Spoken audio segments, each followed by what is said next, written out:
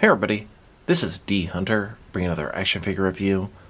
Today, we're going to be looking at the McFarlane DC Multiverse New 52 Static Shock. I ordered this figure for the McFarlane toy store, was really surprised they had these new figures in stock so quick, and they finally arrived today. I actually am not super fond of the way the Static Shock looks. It's really cool to add this character to the rally of heroes, but just not really feeling him. Maybe out of the package I'll change my mind. Time will tell. So let's go ahead and take a look at the packaging.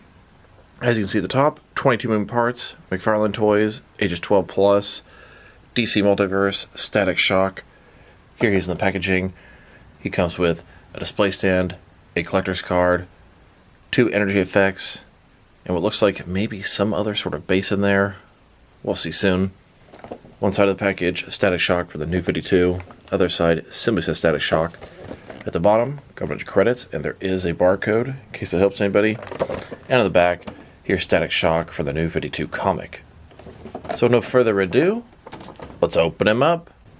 Alright, now that we got this figure out of the package, here he is with all his accessories laid out. He does come with a display stand, a collector's card, 2 electric lightning effects for his hands, and then a flying disc. But before we take a look at those, let's talk about and check out the actual figure. This is a Static Shock, based off of one of his looks from the New 52. His real name is Virgil Hawkins. Now this is not my preferred version of Static Shock by any means. He doesn't even look like the card art or the back of the package.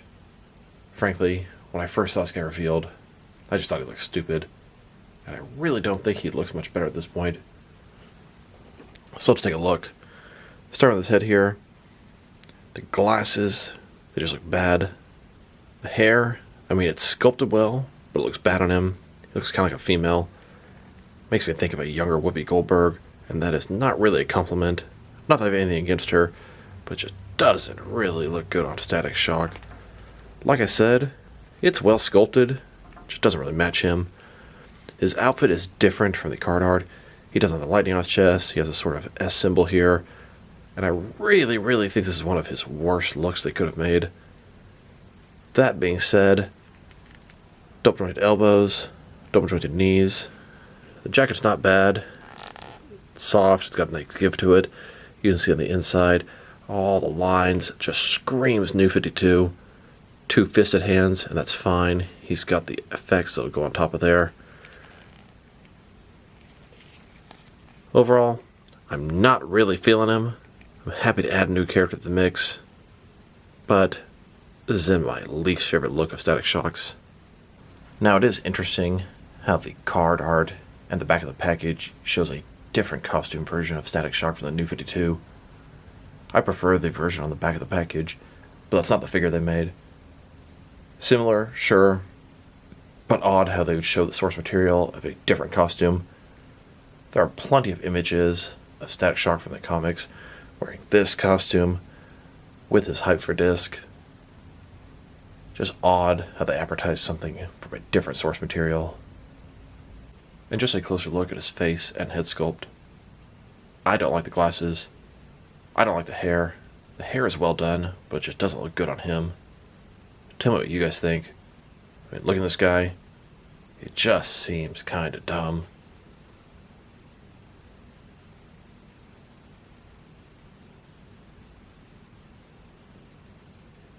Now let's check out his accessories, and let's start off with the boring stuff. Here's his display stand, typical McFarlane stand, black perfect circle, says DC on the bottom.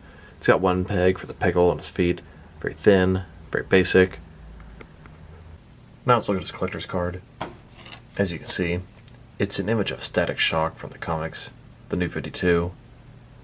He has a few different looks to choose from, but this is not the look the figure has, which is kind of odd. Different glasses, hair's kind of similar, costume's even a little bit different. Static Shock from the New 52. On the back side, there is a description. If you want to read that, go ahead and pause now. Here are a couple of electric effects that can attach to his arms or hands. Casted in a semi-transparent yellow material. It's like lightning bolts. It's got a little bit of give to it. They're not the same sculpt, as you can see. They're each unique. Here's Static, with the 2 electric effects attached to his hands. He's holding them up, showing off his abilities. And here he is, using his abilities, shooting lightning towards someone or something. You could also give Static Shock the electric effects that came with the recent Page Puncher's Black Adam. They look pretty good for an action shot. Now let's look at his hover disc. The hover disc is sort of a newer version of the static saucer. It can also be called the flying disc or static's disc. Now in the past, Static would use a metallic object such as a manhole cover or a trash can lid, and he would fly around on that. In the New 52 and more of the modern comics, he uses this hover disc. Kind of looks like a honeycomb in some ways. You can see the sort of honeycomb texturing. It's got the peg for the pegals on his feet. Definitely not exactly saucer shaped, but this would be his flying disc. Here's Static standing on top of his hover disc. And here's Static Shock flying on his hover disc with a flight stand in midair.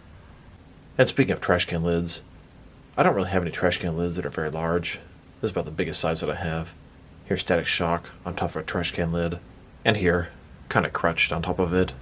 And here's Static Shock flying on the trash can lid. And while I do have plenty of trash can lids, none are very big. I also have a whole bunch of manhole covers here, some of which are considerably big enough for Static Shock. Here's Static onto one of my best looking manhole covers. This one's a little small, but it scales up good and he can fit on it. And here, on a larger manhole cover, he fits better, but it looks a little more cartoony. And here's Static holding that manhole cover. It's something I always sort of associate with him. Now that we've taken a pretty good look at both the figure and his accessories, now let's check out his height. From bottom to the top of his head, he's staying at about 6.9 inches tall, which can translate to about 17.5 centimeters. Now let's check out his articulation. Starting with this head here, of course, it can rotate from side to side. Look up about that far, kind of obstructed with his hair, down about that far. Can't tilt his head from one side to the other. Shoulders on a ball joint, goes up about 90 degrees, up, down, around, all that good stuff. He doesn't seem to have one of those butterfly joints, but he has his jacket to cover up that gap. He's got a bicep cut below that, double jointed elbows. His wrists, they're done the new style, not the ball joints. It's a lot more seamless like this. Kind of rotate. It's going to be hinged as well. In his torso here, top part rotates around, forward and back. His waist also rotates around, forward and back. Now he has these lines, and if they don't line up, it just looks kind of bad. I'll point out his jacket seems to be permanently attached right above the torso joint here. Legs, does a splits. Not a ball joint, but a similar type concept. Rotation is pretty much non-existent. They go forward that far, back about that much. Double jointed knees below that. Then his ankles here, also done the new style. Forward and back, rotate, tilt, rock, and to articulation. Here's Static Shock flying around on his hover disc. And here he is, using both his electric powers and flying on his hover disc in the sky. Here's Static Shock taking on the Electrocutioner. Two electric characters. Enter Livewire and Black Lightning. Electricity going everywhere. Now let's check them out next to some other action figures. Starting off with some other electric figures. This is the first Static Shock figure that I have, so I can't compare with any other versions of Static. Here's Static next to a Mattel DC Multiverse CW Arrowverse live action Black Lightning. Now the powers are considerably different, but also considerably the same. I've seen some cool comic interactions between the two of them, discussing the difference of their powers.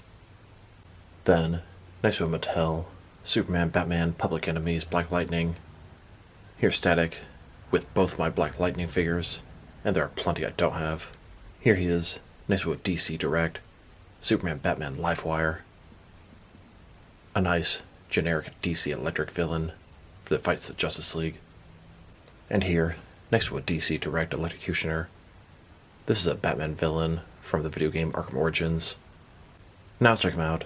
Next to some other McFarlane DC Multiverse figures, here he is, next to the two most recent figures I got from the McFarlane toy store. All three of these guys were in the same shipment. Future State Superman, New 52 Static Shock, and Infinite Frontier Scarecrow.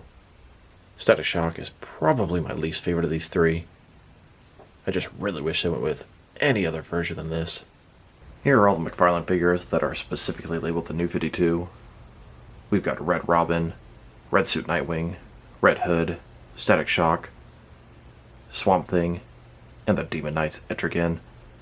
There are a lot of other McFarlane figures that could work for New 52 or Rebirth because they have similar costumes, but these figures are very specifically based off their look from the New 52. This figure isn't exactly horrible, but I really don't like the glasses. I'm not a big fan of the hair, nor the costume.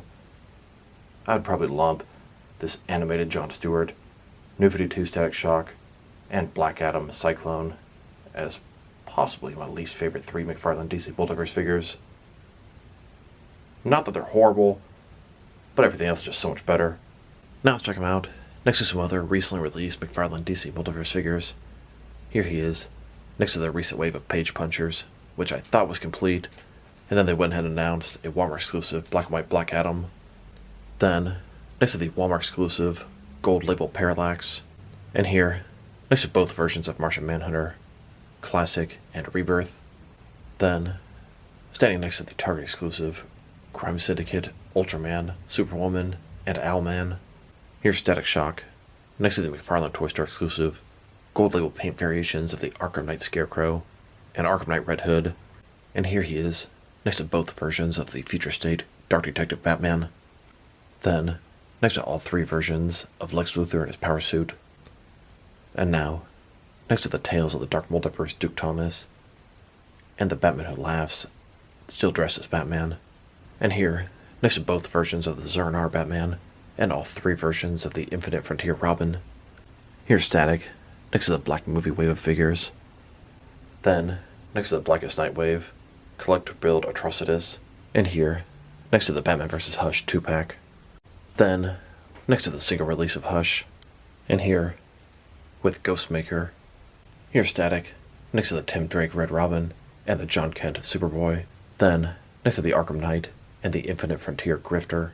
And here, with the CW TV series Flash, and the comic version of Godspeed. Then, next to the Injustice 2 Green Arrow, and Reverse Flash. And finally, here he is next to the two most recent Mega figures, Killer Croc and Man-Bat, at least before the Black Adam Mega figures came out. And I should get my Bane and Necron tomorrow. Now let's check him out, next to some action figures from different various companies, to see how he fits in both scale and style-wise, in case you want to know which lines you can mix him with. Since he's a McFarlane figure, they're typically the 7-inch scale. I'm going to start off my comparisons with some of the larger action figure lines I collect, and work my way smaller. But first, let's check him out with some of his McFarlane Toys brothers. In front of you are 5 different action figure lines, all from McFarlane Toys, all 7-inch scale. Then, next to some more McFarlane Toys, these are from different various video game properties. And now, next to some Jack-specific wrestling figures. And here he is, next to some DST or Diamond Select toys. Then, next to some DC Direct and DC Collectibles figures.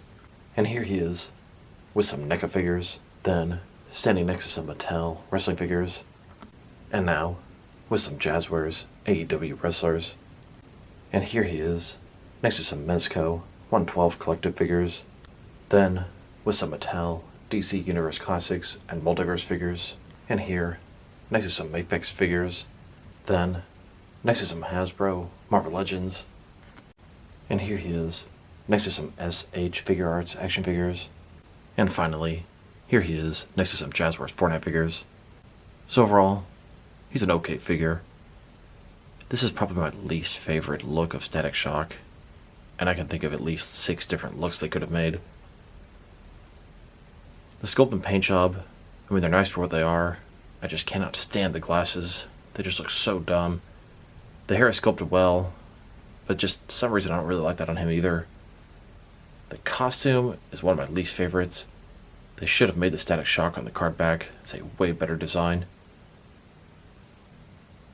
His articulation is everything you would expect from a McFarlane DC Multiverse figure. The accessories are pretty cool, the hover disc, and the lightning effects. If I were to rate this figure, I'm just not enjoying him very much. I'm going to give him a 5.5 out of 10. Like I said, any other version of Static Shock would have been preferred over this one, at least in my book. So this is D Hunter. Thank you guys for watching this video. If you liked the video, press like below. If you have anything you want to say with the video, add to the comment section. If you want to see additional action figure reviews from me, press subscribe. I do appreciate when you do that. Once again, this is D Hunter. Thank you guys for watching this video, and I will talk to you guys real soon.